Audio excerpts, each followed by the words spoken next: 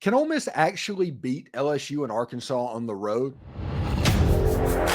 You are Locked On Ole Miss, your daily podcast on the Ole Miss Rebels, part of the Locked On Podcast Network, your team every day.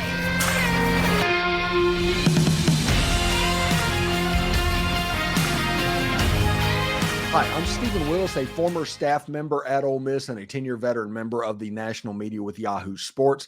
Today on the show, we talk about how Ole Miss football has historically struggled in road games versus the Arkansas Razorbacks in Fayetteville and the LSU Tigers in Baton Rouge, at least recent history, and not winning in either of those places in like the last 15 years or so. So it's fitting that this year it's going to determine Ole Miss's season. And these two games are of the utmost importance for Lane Kiffin and the Ole Miss Rebels. Georgia is going to get all the headlines, but those two are the games to watch this season. Then we talk about recruiting and have the conversation about high school and porter quarterbacks, and we introduce you to Husan Longstreet. Then we start wondering about baseball and why it's broken at the moment. This is the Locked On Ole Miss Podcast, your daily podcast on the Ole Miss Rebels, part of the Locked On Podcast Network, your team every single day. We're free and available on all the podcast apps and on YouTube. And thanks for making Locked On Ole Miss your first listen every day. And a special hello to the everydayers who make the show what it is. Today's episode is brought to you by FanDuel. Make every moment more. New customers join today and you'll get $200 in bonus bets if your first bet of $5 or more wins. Visit FanDuel.com/lockedon to get started. This is an interesting thing. Everybody knows I am the ultimate homer. You come to the Locked On Ole Miss podcast for that reason. But I'm also a longtime Ole Miss fan. So some questions that I'm going to have kind of gets relevant and it can bubble to the surface. Now everybody needs to realize that this conversation that we're about to have isn't whether or not Arkansas or LSU has better football teams than Ole Miss. I think Ole Miss has a better football team than both of them, to the point where if Ole Miss played either of them in Oxford, Ole Miss would win fairly easily. But as we have seen over the last 15 years in both of these rivalries, that isn't the case the way it always works. Ole Miss in playing in Baton Rouge and Ole Miss in playing in Fayetteville, it's a house of horrors in both locations. Let's start with Fayetteville. Everybody remembers a couple of years ago and how it happened. The Lane Kiffin Auburn stuff was going absolutely nuts. It was blown up and it was so loud on the internet that you couldn't get away from it. From a week leading into the Arkansas game to a week after the Mississippi State game, it was absolutely terrible. The noise was absolutely everywhere and you couldn't escape it. Ole Miss survived that. Lane Kiffin stayed in Oxford, and you got an 11-2 season a year ago and a victory over Penn State and the number one defense in America.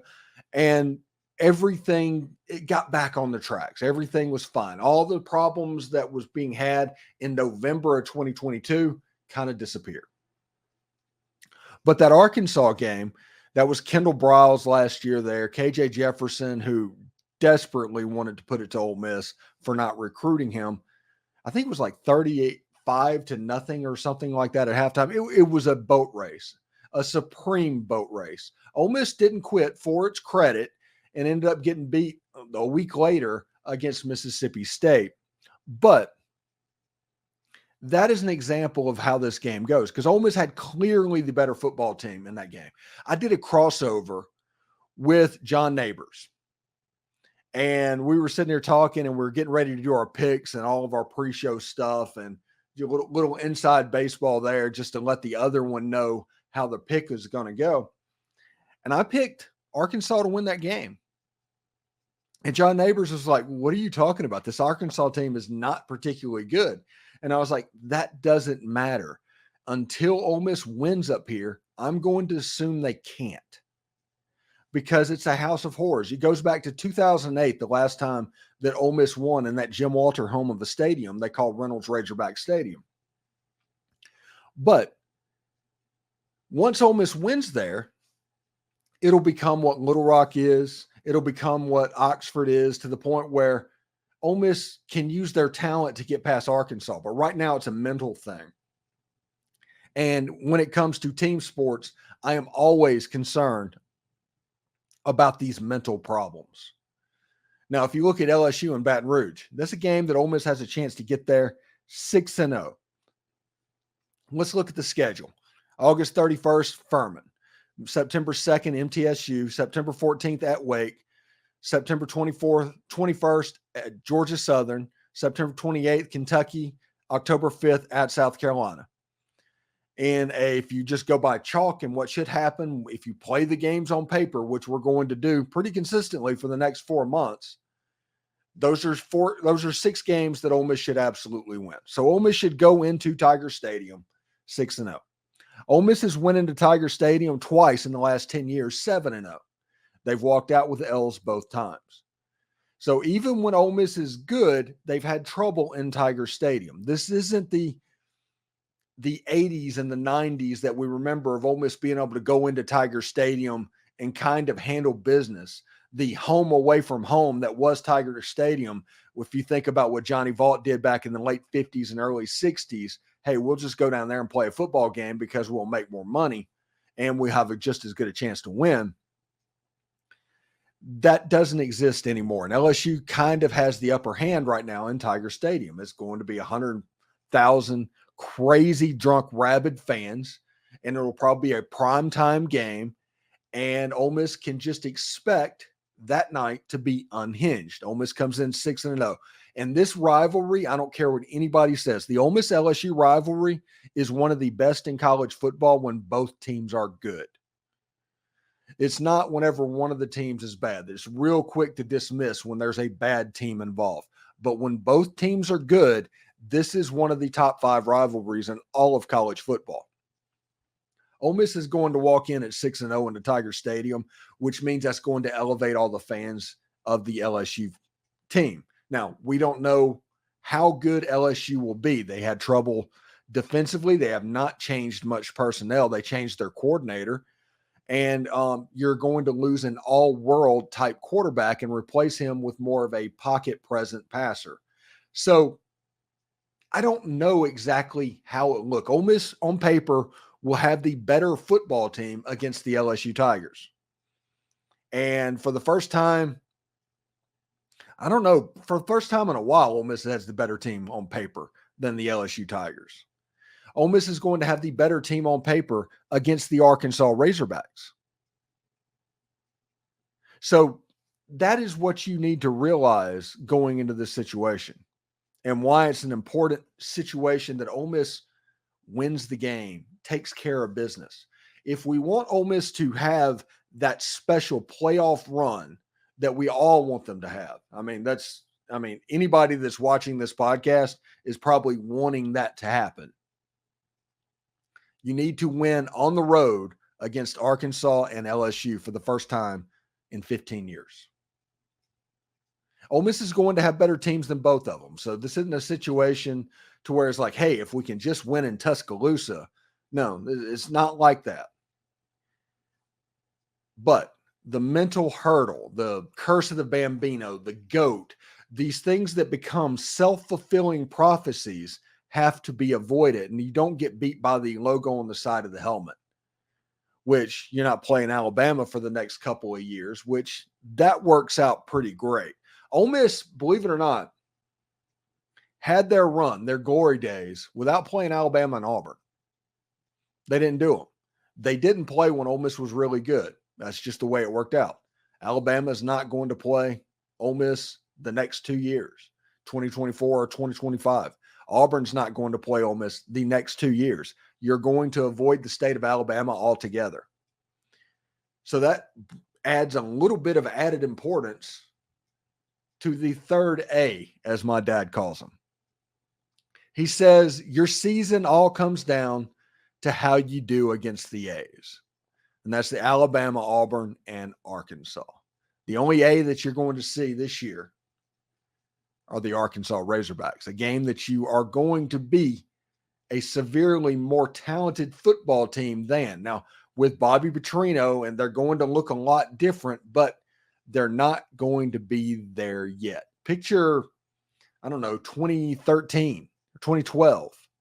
to where you played them in Little Rock. It's going to be that type of discombobulation with Bobby Petrino trying to change over from whatever they tried to run a year ago to whatever he wants to run now. LSU, I think LSU without Jaden Daniels a year ago is a 6-win football team. The defense was that bad. I don't know if Garrett Nussmeier is going to be good enough to crank that up at a high level. So talent-wise, Ole Miss is kind of where they need to be. But this game, like I said, it's not talent. You have to get over this hurdle to make a playoff run. And that is some of the most fitting stuff that I can think of. Win these 2 games, go play in the playoffs. That is what Ole Miss is looking at this season.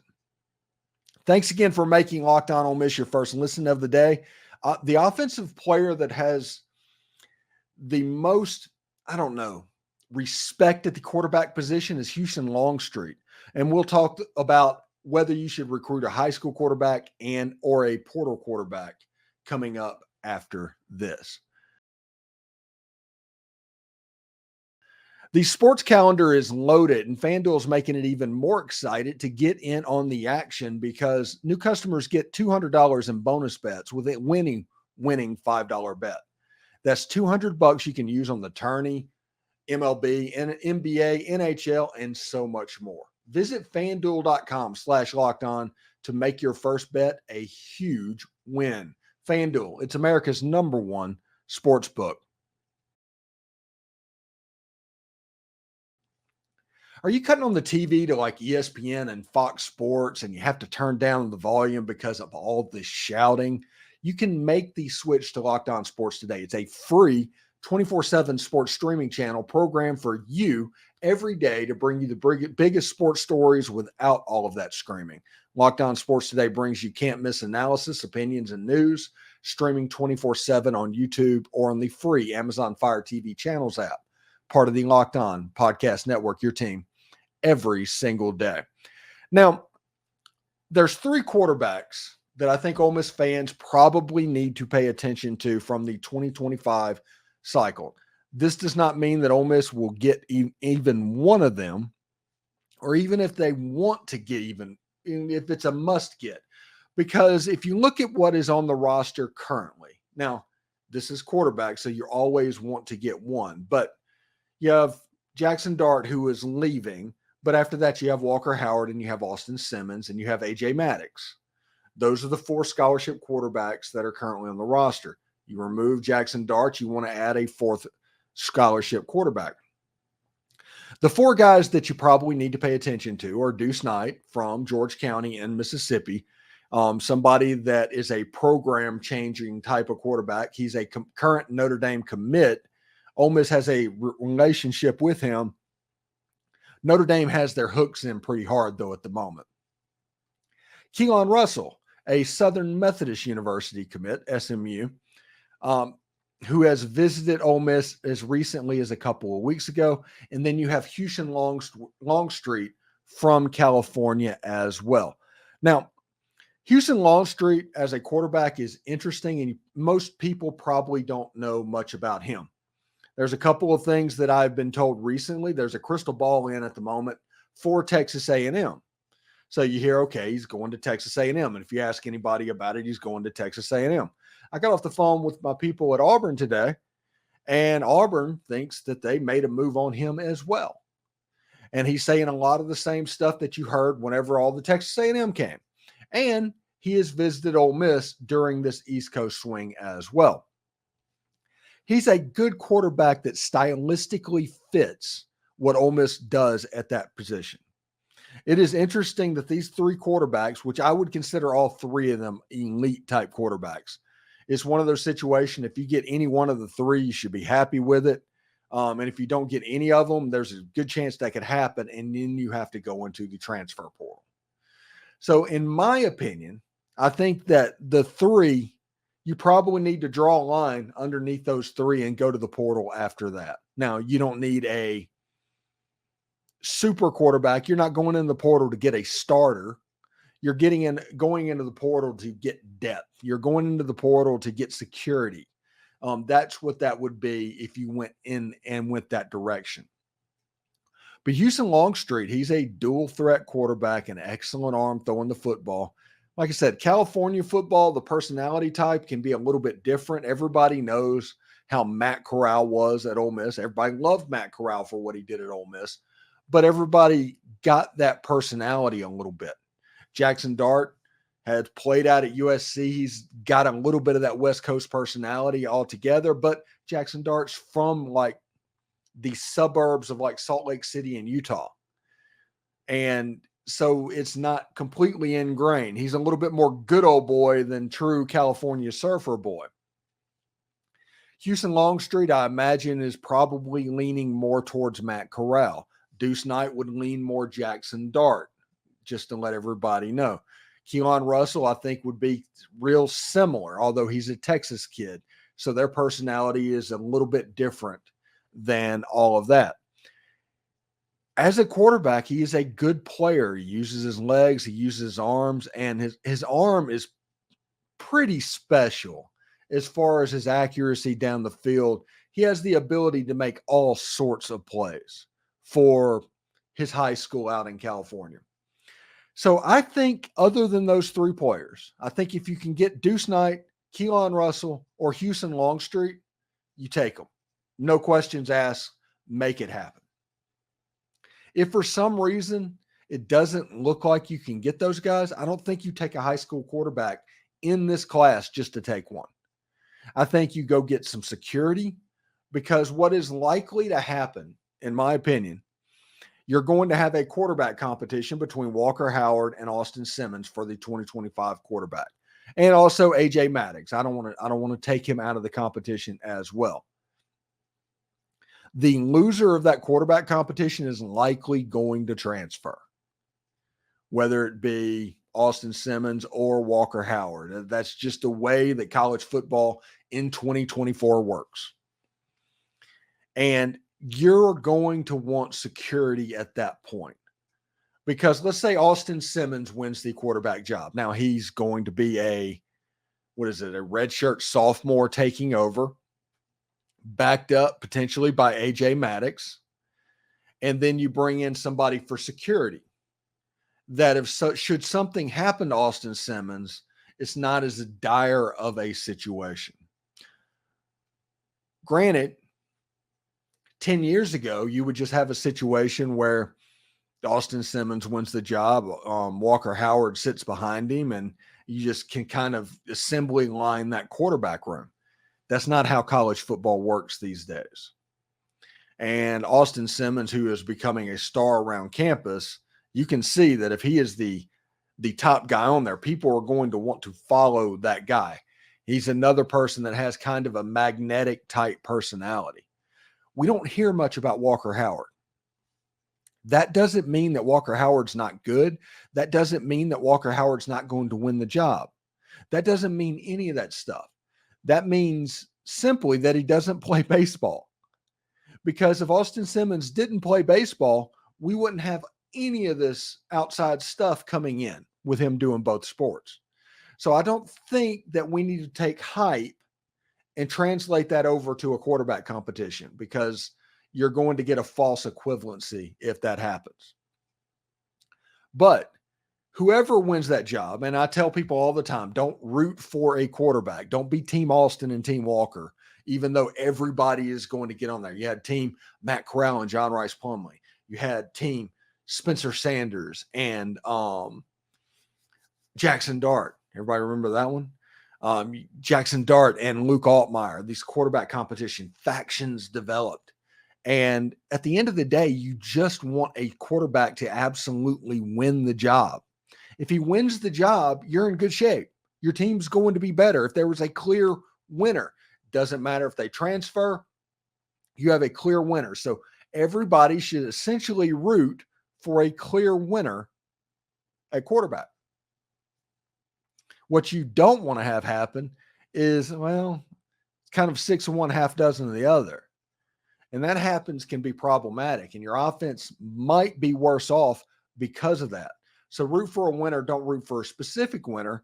And in my opinion, you have those 3 high school quarterbacks. I think you should look at them if they're available. And if they're not, you should go get a portal guy to kind of prop everything up.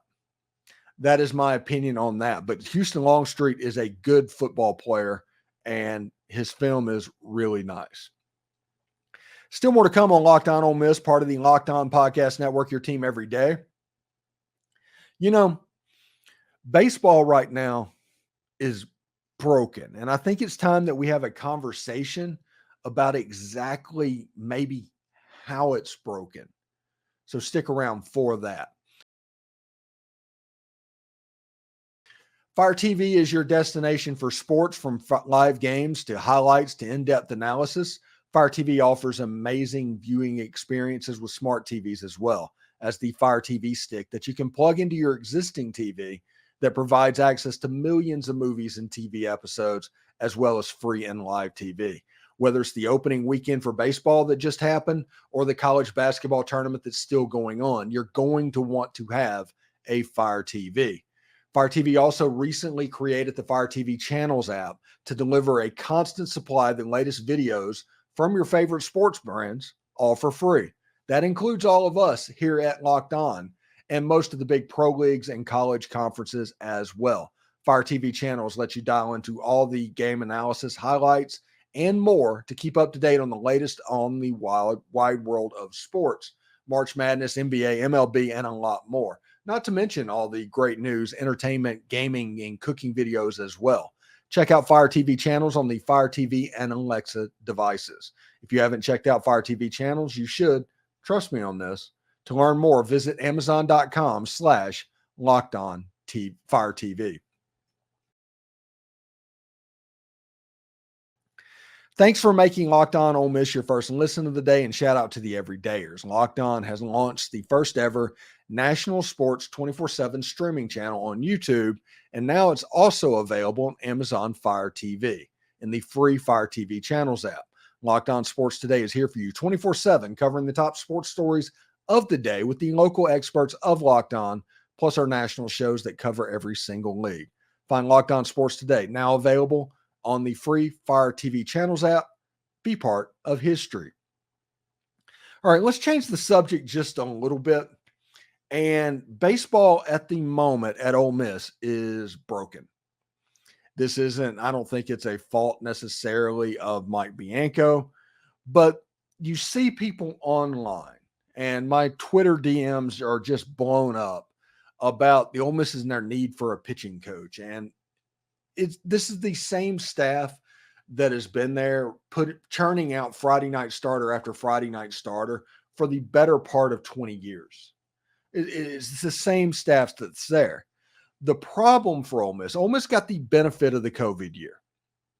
I don't think that needs to be overlooked at all as well. That extra year where people came back that they were able to get because of the COVID year, Ole Miss took advantage of that all the way to a national championship. And honestly, if Kevin Graham hadn't gotten hurt for like 4 weeks in the middle of the season, Ole Miss is probably much better off going into the NCAA tournament than they were. I think Kevin Graham was low-key the most important player on that team. And that team had Jacob Gonzalez and Tim Elko and, Hunter Elliott and Dylan DeLucia throwing Frisbees up there at the plate. This was a good baseball team that got better as the season went on. But from that moment, honestly, that year included, because they had trouble finding starters, if you remember, that year as well. I think there's 2 problems that is happening right now with Ole Miss baseball. One, I'm not 100% sure Mike Bianco is cutthroat enough for this transfer portal era, and his understanding of how to build a roster through the transfer portal might be a little bit lacking. I think nobody's talking about that. They all want a hitting coach or a pitching coach, depending on which one performed the worst. But I think that roster construction is a little bit of a problem in this modern era of college baseball. I think that Ole Miss offensively has about 3 or 4 different teams in their lineup. And with no rhyme or reason for why they're there. They're just, hey, you're a good baseball player. Let's put you at 3. You're a good baseball player. How about 4? There's no, I don't know the word that I'm looking for on this one, but you don't have 9 players that are dirtbags, essentially, that are out there causing all sorts of havoc on the baseline that's playing small balls. You don't have the LSU style gorilla ball baseball players bashing 30 home runs. You have a weird mismatch of Ole Miss players that in some ways, when it works, it barely works. And when it doesn't work, it really doesn't work, if that makes sense. You add into that with the fact that Ole Miss is down Hunter Elliott, who was supposed to be the Friday night guy this year, and then Xavier Rivas, who was supposed to pitch on the weekends as well. And all of a sudden, your weekend rotation is really, at best, suspect. Whenever they hit the ball and hit the ball well, Andrew Fisher, absolutely killing the ball. But as far as the chemistry stuff, I think that Ole Miss baseball this year is similar to what Arkansas basketball was this year. As far as it's just a chemistry problem. It just didn't work out. Those things happen.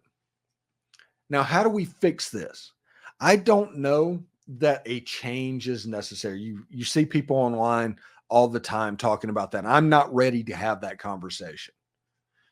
I do have questions, though, and questions have developed over the last couple of years. Like, in this transfer portal world, does Mike Bianco know how to put together an effective roster? In this transfer portal world and the way that pitching has changed, has the staffs kind of switched away from what his strengths are and what he knows? The lefties always look the same at Ole Miss. The righties always look the same. There's a way that pitches are called, and Mike Bianco probably really enjoys calling those pitches. But has the game changed at the collegiate level to where maybe there needs to be a different style of pitcher? Now, sometimes it works out. Ole Miss had a commitment, when was it, in 2020 or something like that, from Jaxson Jobe. Jaxson Jobe is in the minor leagues and major league, and he is on the fast track for basically being the next Spencer Strider. So those guys get recruited by Mike. It's not all soft tossing lefties. It's not all 95 miles an hour on a fastball with a sharp slider righties. There's the ability to have a little bit in there. So we'll see. I do think that Mike Bianco needs to evolve in this era of the transfer portal. I think that when they're good enough. But when they're bad, they're pretty bad. I think fielding-wise, I think there's a whole bunch of guys that got brought in because of their bat. And because of that, the fielding has suffered on the infield. You used to could count on the fact from Ole Miss defensively over the past 5, 10, 15, 20 years, a ground ball gets hit to the shortstop, it's an out. Between going all the way back to Zach Cozart, you can count on excellent shortstop play. So when you don't have it, it becomes problematic. Again, I think that Mike can get everything figured out that he needs to do. I have questions, though, and questions have developed from this year and last year as well. And we'll see exactly what is done with Ole Miss baseball. So thanks again for making Locked On Ole Miss your first listen. We have the most perspective surrounding spring practice and football, and it is one of the many reasons why we are the #1 Ole Miss podcast out there. So thank you for that. But for your second listen, Locked On has launched the first ever national sports 24/7 streaming channel on YouTube. Locked On Sports Today is here for you 24/7, covering the top sports stories of the day with the local experts of Locked On, plus our national shows that cover every single league. Find Locked On Sports Today now available on the free Fire TV Channels app. For those of you on YouTube, we'll send you there right now. Hotty toddy, everyone.